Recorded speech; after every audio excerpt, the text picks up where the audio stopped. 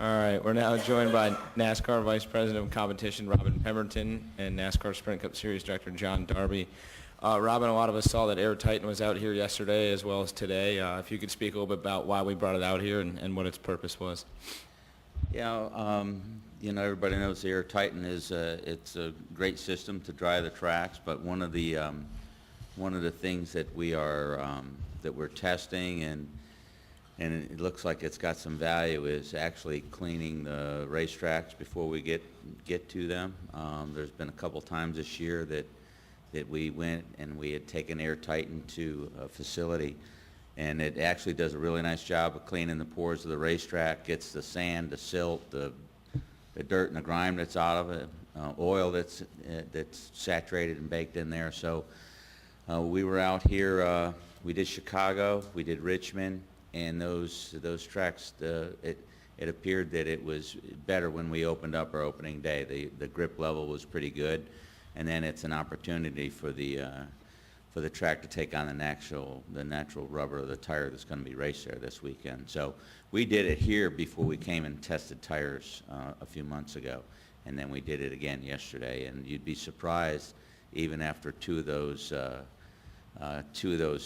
prep sessions, the amount of stuff that just naturally comes out of the track that obviously it's probably not good to get started on a race weekend. So we're experimenting with some things, and it's just another advantage of having that piece of equipment available to us. And we'll see what happens at the end of the year. We may continue to do it next year too.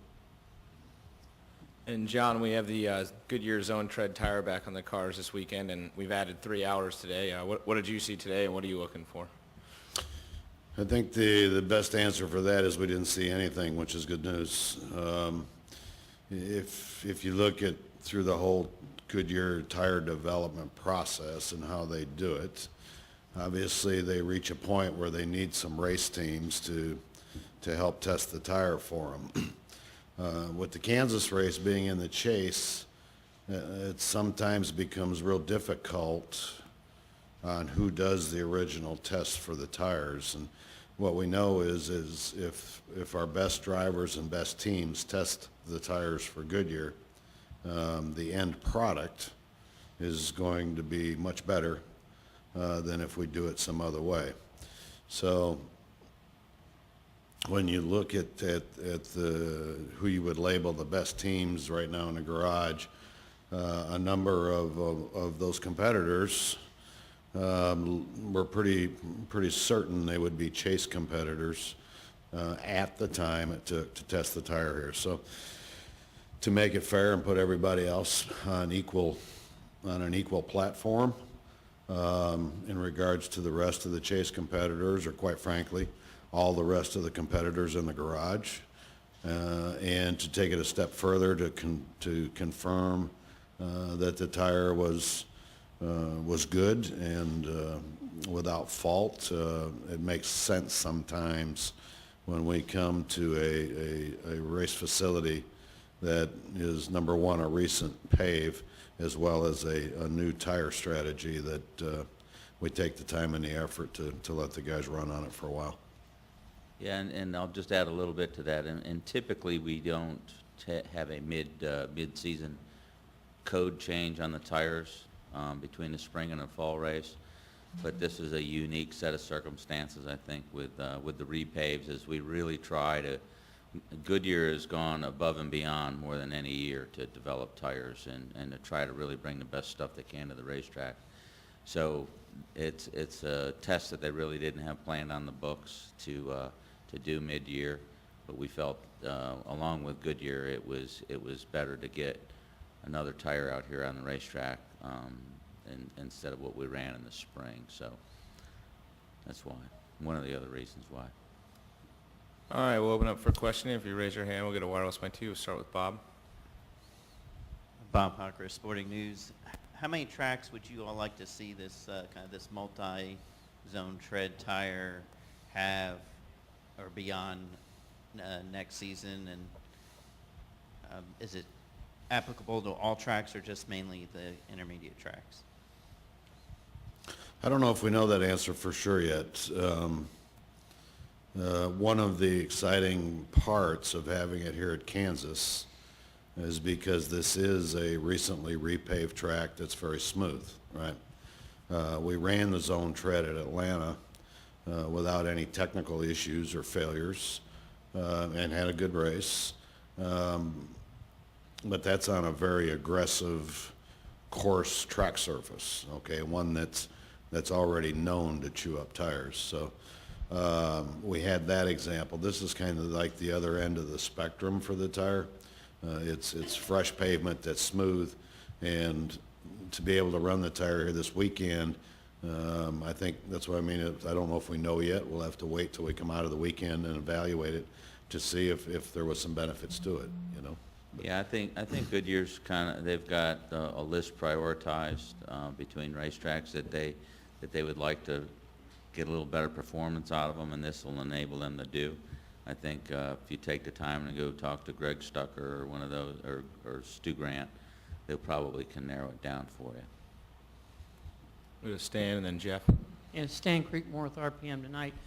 Robin, looking back in your history, you know, you spent a lot of time as a crew chief talking, just, you know, conversing with some great drivers. Do you understand the importance, or can you talk about understanding the importance of what the driver really feels out of that track and out of a test session, and when they complete one? Do you spend time talking to drivers to see just how much they can really feel out of these tires? I think, and I've, You remember Rusty Yeah, drove for him, right? the highest average tire bill for a 10-year span, I'm sure. But the reality is, I think when you, and I've been fortunate, I mean, the list of the guys that I've worked with, whether it was Richard Petty or Bobby Allison, Kyle when we had it going on and for a while, and Mark Martin, Rusty. When you look at all of those guys, they every one of them had something unique to their DNA that they felt, they worked on. Bobby was mechanical. Richard was really smooth, and I'll work on it during the race. You know, Rusty would kill you for a 10-pound spring change when people were changing springs 150 pounds. You know, Mark Martin was like, get it close and we'll work on it because the track's going to change. Every one of those guys brought something different.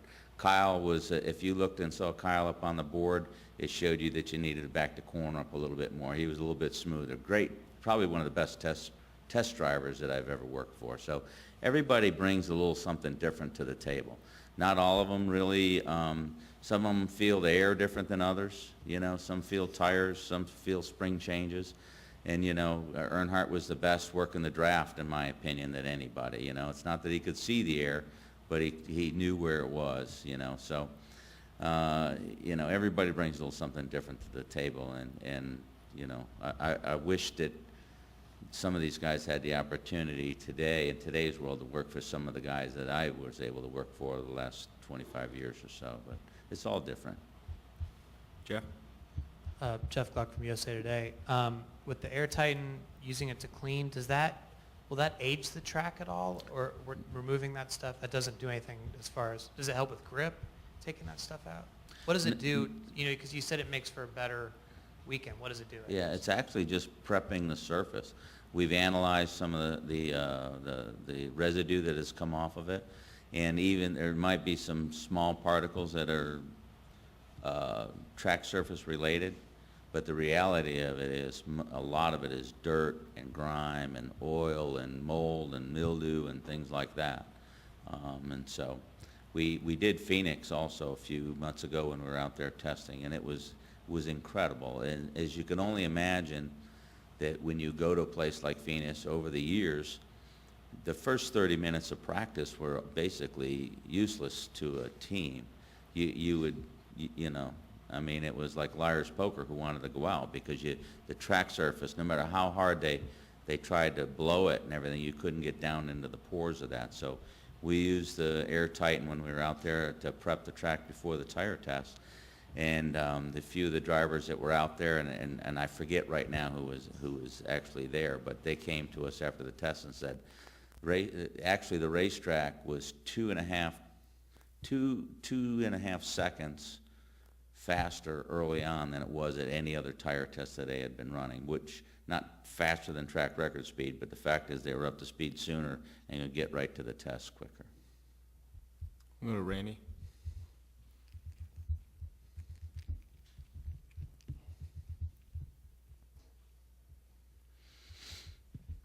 Hi, Randy Kovitz, Kansas City Star. I got two quick things. Robin, on the Air Titan, so you did it for the first time here when? Last week or last? We were here yesterday, Yesterday you did it. and then they were here before the tire tests, whenever that happened to be. And then you happened It all runs together Right. this time of year for me. It And- was and- earlier than yesterday. Right, and then you happened to use it for the rain today too, so you got double bang for your. Pardon me? You were able to use it for the rain today Yes. too, so you Yeah. got double bang. For Oh, yeah. And John, could you amplify just a little bit on the good news today? The good news was that nothing happened, or how did you phrase it? What does that mean? Oh, we've had.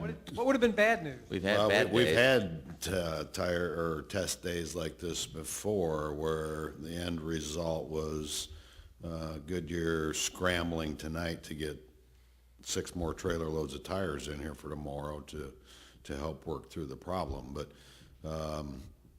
and those are things that you feel good about when you come, that you won't have a problem. But it's a lot more secure feeling when there's 43 guys all nodding and acknowledging the fact that they're not going to have a problem, you know. We'll go to the back. Scott. John, I guess this question is for you. Last year, there was a lot of speculation that with the new G6 car, that you guys might open up the window, let's say, for mechanical grip. Is that the case, and where was that allowed?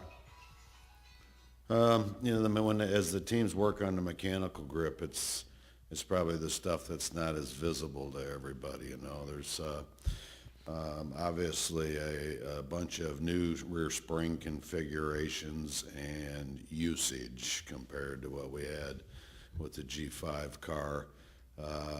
Part of it being learning the aero signature of the G6 a little bit better. But a lot of it just knowing that without the rear sway bar and some of the soft rubber bushings that they had last year, and making that transition, they've worked more towards just fixed dimensioning of axle housings and truck arm angles and the real soft rear springs, different shock packages, stuff like that. So it's.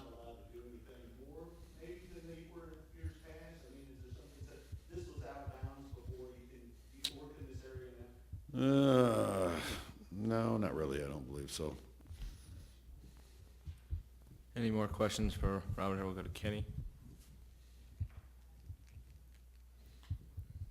Kenny Bruce with NASCAR.com. Robin, the teams that were out there today had the data acquisition boxes on them.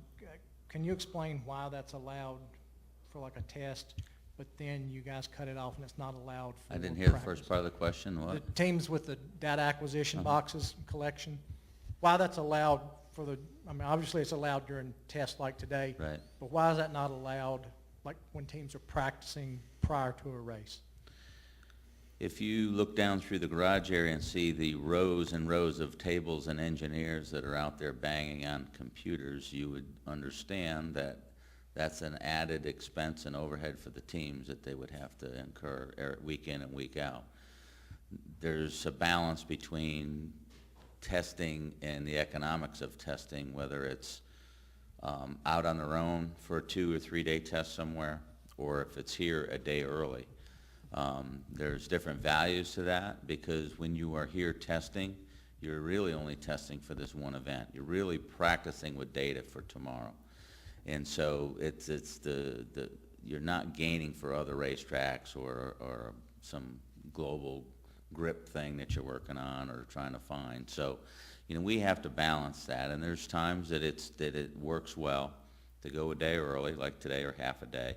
We do that periodically, but you can't just. I don't think it would benefit any of us if we just did that for 20 times a year or anything like that. Teams still want to take the time to go off to another racetrack and a facility to test properly, test bits and pieces, and user engineering that way.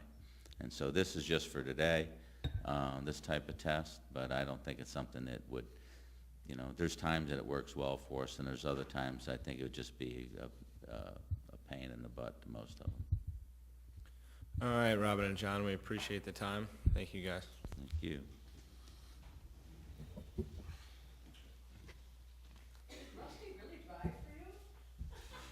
You drove me crazy.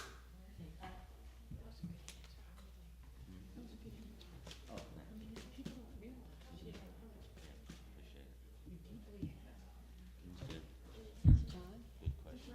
Hey, John, when you do the show, you're doing the show with me, I think Friday, right? I think so. I think Friday's today.